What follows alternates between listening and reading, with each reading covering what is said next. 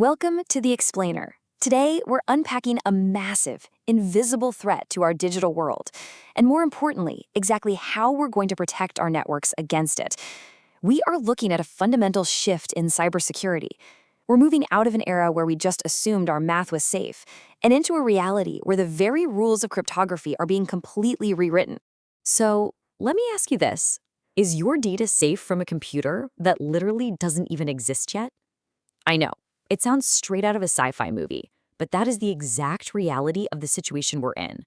The threat of data theft is happening right now, today, all over the globe, even if the quantum tools needed to actually read that data are still several years away from being fully operational.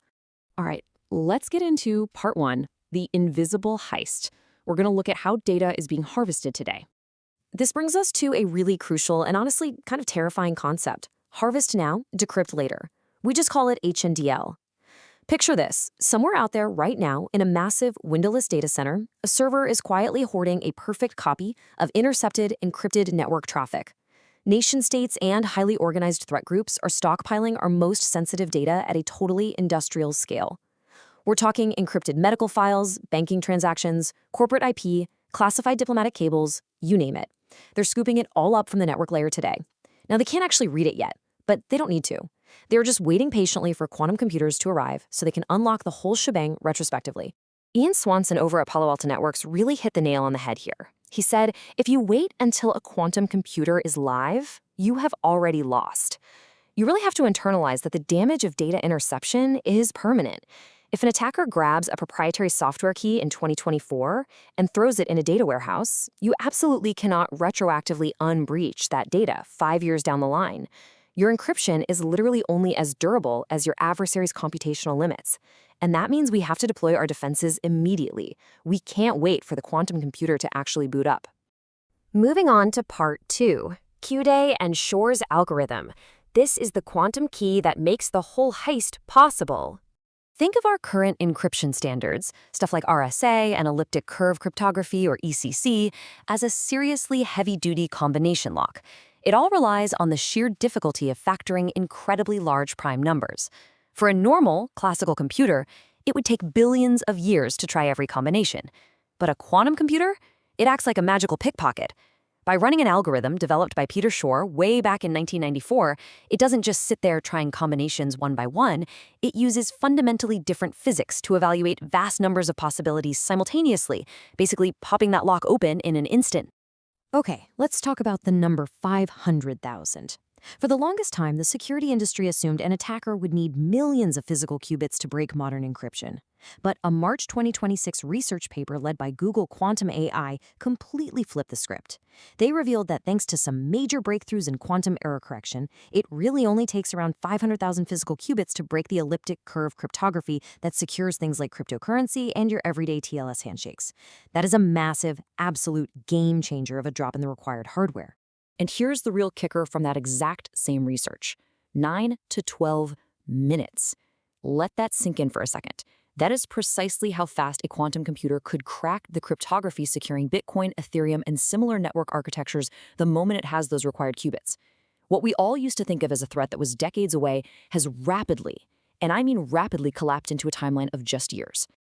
So what do we do? Let's jump into part three, how PQC shields networks and how we actually build a quantum-safe vault. The solution? Post-quantum cryptography, or PQC, basically throws out the old math entirely. Instead of relying on integer factorization or discrete logarithms, which, as we know, Shor's algorithm just destroys, PQC introduces entirely new mathematical problems. We're talking about incredibly complex, high-dimensional lattices and hash function hardness. The true beauty of this is that based on everything we currently understand about physics and math, there is no efficient quantum algorithm that can crack these specific problems. They're incredibly hard for classical computers, and they're just as hard for quantum computers. Now, here is a super crucial point that often gets misunderstood. PQC is purely classical technology. I know it has quantum right there in the name, but deploying PQC does not mean you need to rip out your data centers and replace them with specialized quantum servers or fiber optic quantum channels. It's essentially just a software upgrade. It integrates directly into the legacy infrastructure you already own. It sits securely at the network layer to protect your TLS handshakes, your VPNs, and your daily internet traffic, all using your existing hardware. To actually pull this transition off smoothly, the industry is leaning hard into a crypto-agile hybrid approach. Basically, you deploy this right at the network layer, which effectively wraps your existing systems in a quantum-safe shield.